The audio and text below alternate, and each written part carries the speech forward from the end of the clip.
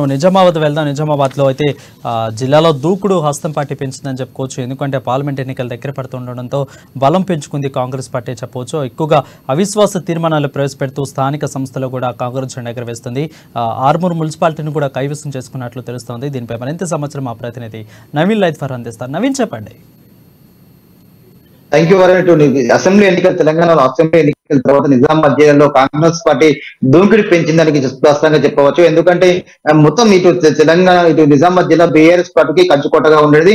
అయితే అనేక నిజామాబాద్ సంబంధించిన అనేక జిల్లాకు సంబంధించిన అన్ని మున్సిపాలిటీల్లో కూడా ఒకప్పుడు ఇటు బీఆర్ఎస్ పార్టీ హస్తగతం చేస్తుంది. అక్కడ ఉన్న చైర్మన్లు కూడా పూర్తిగా ఇటు బీఆర్ఎస్ పార్టీ చెందిన వాళ్ళుగా ఉన్నారు. అయితే మొన్న అసెంబ్లీ ఎన్నికల తర్వాత నిజామాబాద్ జిల్లాలో పూర్తిగా ఒకటే బాల్కొండ ఎంచుకున్న తర్వాత ఒకటే బీఆర్ఎస్ పార్టీ హస్తగతం చేసుకోక 2 స్థానాలు బీజేపీ పార్టీ, మరో 2 స్థానాలు ఇటు కాంగ్రెస్ పార్టీ హస్తగతం చేసుకుంది. అయినప్పటికీ ప్రభుత్వం ఏర్పడిన తర్వాత కూడా ఇటు కాంగ్రెస్ పార్టీ నిజామాబాద్ జిల్లా పూర్తిగా దూకుడు పెంచిందని కూడా చెప్పవచ్చు. ఎందుకంటే ఇటు ఎమ్మెల్సీ టీపీసీ వర్కింగ్ ప్రెసిడెంట్ అలాగే ఎమ్మెల్సీ ఉన్నటువంటి మహేష్ కుమార్ గౌడ్, దాంతో పాటు ఇటు కాంగ్రెస్ పార్టీ సీనియర్ నాయకులు మాజీ మంత్రి బౌద్ధన్ ఎమ్మెల్యే సుదర్శన్ రెడ్డి కూడా పూర్తిగా ఇటు తన ఒక వ్యూహాత్మకంగా ముందుకెళ్తున్నట్లుగా తెలుస్తుంది. అయితే ఇటు మహేష్ కుమార్ గౌడ్ ఇటు బీఆర్ఎస్ పార్టీ చెందినటువంటి ముఖ్య నాయకులని తమ పార్టీలో ప్రతిరోజు చేసుకుంటూ పార్టీని బలోపేతం చేసుకుంటుంటే ఇటు మాజీ మంత్రి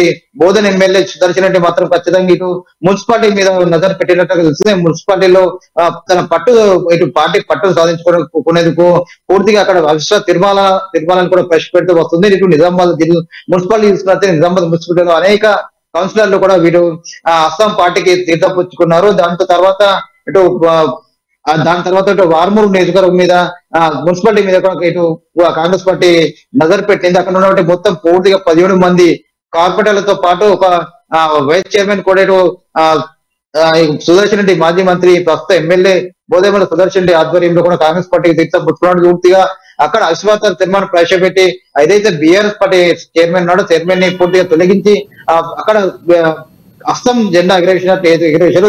దాని తర్వాత ఇప్పుడు కాంగ్రెస్ పార్టీ కన్ను డీసీసీ మీద పడింది. అయితే అక్కడ డీసీసీ ప్రెసిడెంట్ గా మాజీ స్పీకర్ బాన్సువాడ ఎమ్మెల్యే శ్రీనివాస్ రెడ్డి తనయుడు పోచారం భాస్కర్ రెడ్డి అక్కడ చైర్మన్ గా ఉన్నాడు. అయితే అతను ఇటు రానున్న పార్లమెంట్ ఎన్నికల్లో జైరాబాద్ ఎంపీగా పోటీ ఇటు బరిలో ఉంటానని చెప్పి ప్రయత్నం ఇటు బీఆర్ఎస్ పార్టీలో తమ ప్రయత్నాలు చేసుకుంటుంటే ఇటు కాంగ్రెస్ పార్టీ మాత్రం అక్కడ ఉన్నటువంటి అక్కడ అతను తొలగించి ఇటు కాంగ్రెస్ జెండా ఎగరేసేందుకు ప్రయత్నం చేస్తుంది. దీనికి సంబంధించి కూడా ఒక 15 మంది డైరెక్టర్లను కూడా తన పార్టీలోకి చేర్చుకుంది. మొత్తం అక్కడ ఏవైతే చైర్మన్ ఉన్నాడో చైర్మన్ కి వ్యతిరేకంగా కూడా అవిశ్వాస తీర్మానాన్ని ప్రవేశపెట్టేందుకు కూడా సిద్ధమైన పరిస్థితి మాత్రం ఉంటుంది.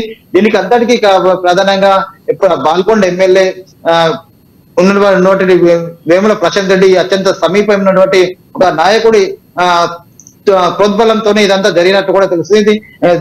సుదర్శన్ రెడ్డి మొత్తం దగ్గరుండి మాత్రం ఇక్కడ అది కూడా డీసీసీని కూడా పూర్తిగా తమ హస్తగతం చేసుకునేందుకు పావులు కదుపుతున్నాడు. ఇప్పటికైతే వారు ఎవరైతే 15 మంది డైరెక్టర్ ఉన్నారో డైరెక్టర్లు ఇప్పుడు క్యాంపులో కూడా ఉన్నారు. అయితే ఏ రోజునే కూడా వచ్చి అక్కడ ఏదైతే డీసీసీ చైర్మన్ ఉన్నాడో పోచారం భాస్కర్ రెడ్డి, పోచారం శ్రీనివాస్ తనయుడికి వ్యతిరేకంగా అవిశ్వాస తీర్మానం పెట్టే అవకాశం స్పష్టంగా కనిపిస్తుంది. ఇలా నిజామాబాద్ జిల్లాలో పూర్తిగా అన్ని మున్సిపల్ చైర్మన్లతో పాటు డీసీసీ అన్ని స్థానిక సంస్థలను కూడా కాంగ్రెస్ పార్టీ తమ ఖాతాలో వేసుకునే ప్రయత్నం చేస్తుంది. ఇటు రానున్న పార్లమెంట్ ఎన్నికలు జరగడంతో ఇటు ఒకవైపు మహేష్ కుమార్ గౌడ్ బడా నాయకులు పార్టీలు చేర్చుకోవడం అలాగే ఇటు ఎమ్మెల్యే సుదర్శన్ రెడ్డి ఇవన్నీ పూర్తిగా వ్యవసాయ సంస్థలు ఇవన్నీ పూర్తిగా తమ పట్టు సాధించేందుకు కూడా ప్రయత్నం చేయడంతో రోజు రోజుకు కాంగ్రెస్ పార్టీ నిజామాబాద్ జిల్లాలో బలపడుతూ వస్తుందని చెప్పవచ్చు. వరుణ్, రైట్ నవీన్, అయితే ఎక్కువగా అంటే మున్సిపాలిటీని అదేవిధంగా స్థానిక సంస్థలు ఇలా కైవసం చేసుకోవటం వల్ల అంటే కాంగ్రెస్ పార్టీకి పార్లమెంట్ ఎలక్షన్స్లో కొంత ప్రభావం పడిద్ది అనుకోవచ్చా? ఖచ్చితంగా దాంట్లో బలం పుంజుకుంటుంది అనుకోవచ్చా పార్లమెంట్ ఎన్నికల్లో?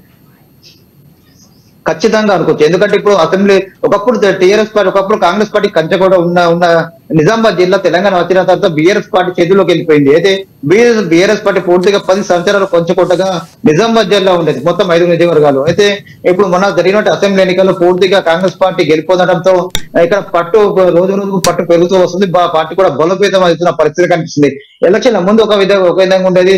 ఇటు కాంగ్రెస్ పార్టీ ఎలక్షన్ అయిన తర్వాత నిజామాబాద్ జిల్లాలో పట్టు పెరుగుతూ వస్తుంది. దీంతో దీంతో పాటు రానున్న పార్లమెంట్ ఎన్నికలు దృష్టిలో పెట్టుకుని ఇటు మహేష్ కుమార్ గౌడ్ కావచ్చు, ఇటు ఎమ్మెల్యే సుదర్శన్ రెడ్డి కావచ్చు, వీళ్ళ పార్టీ నాయకులని చేర్చుకోవడం, అలాగే ఇటు స్థానిక సంస్థలు కూడా అక్కడ కౌన్సిలర్లు కావచ్చు, డైరెక్టర్లను తమ పార్టీలు చేర్చుకుంటూ మొత్తం ఆ సంస్థలను తమ వైపు తిప్పుకునే ప్రయత్నంతో రానున్న పార్లమెంట్ ఎన్నికల్లో ఖచ్చితంగా ఎంతో ఉపయోగపడుతుందని చెప్పవచ్చు. అయితే ఇక ప్రధానంగా ఇక్కడ పార్లమెంట్ ఎన్నికల్లో కూడా బీఆర్ఎస్ పార్టీ, బీజేపీ పార్టీ కూడా బలమైన నాయకులు ఉండడంతో ఇక్కడ గెలవాలంటే ఖచ్చితంగా ఇక్కడ నాయకులు గట్టి ఉండాలి, కార్యకర్తలు ఉండాలి, కింది స్థాయి నుండి పై స్థాయి కూడా పూర్తిగా భద్రత గట్టిగా ఉండవలసిన పరిస్థితి ఉంది. దీని దృష్టిలో ఖచ్చితంగా ఇది ఏదైతే అసెంబ్లీలో ఎలా అయితే రిజల్ట్ సాధించామో రానున్న పార్లమెంట్ ఎన్నికల్లో కూడా నిజామాబాద్ పార్లమెంట్ ఇటు కాంగ్రెస్ పార్టీ హస్తగతం చేసుకునేందుకు కూడా ఈరోజు ఇద్దరు నాయకులు పావులు కదిపోతున్నట్లుగా తెలుస్తుంది. మొత్తం మీద చూసుకున్నట్టయితే రోజు రోజుకు నిజామాబాద్ జిల్లాలో మాత్రం అస్సాం పార్టీ బలం పంచుకుంటుందని చెప్పవచ్చు. ఇక రానున్న పార్లమెంట్ ఎన్నికల్లో మాత్రం ఇది ఖచ్చితంగా